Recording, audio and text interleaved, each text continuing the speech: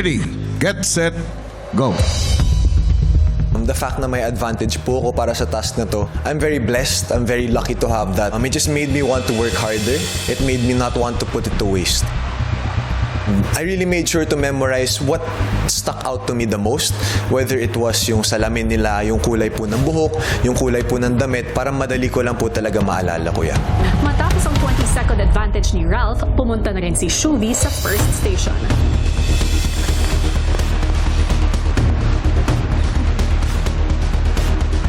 Ang ginawa ko po kasing memorization is babae, lalaki, babae, ganun po.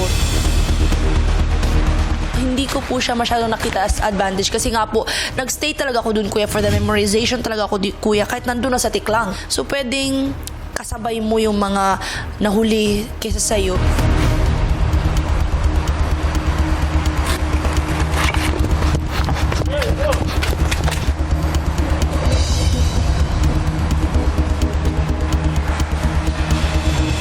Ang nahirapan po ako sa part na talagang makakalimutin ako, kuya, sa pag-memorize na kung ano-anong bagay, kuya. Sequence naman yan, lyrics. Lang, ang hirap.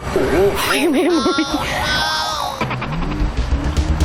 Knowing na memory po yung first part ng task, dinivide ko lang po siya sa dalawa. So, minemorize ko lang po talaga yung first 6 na muka. Stinak ko po siya, diniretso ko po siya sa isang linya para makuha ko na po agad yung pattern ng first half.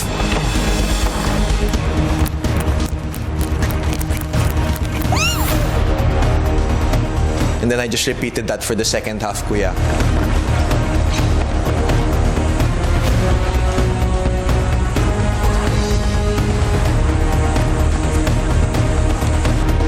Discartes, hindi ako magtatagal dun sa screen. Ganon din naman, pwede naman siyang balik-balikan. 2 at a time, 3 at a time, ganun na lang para like mas less sakit sa ulo for me.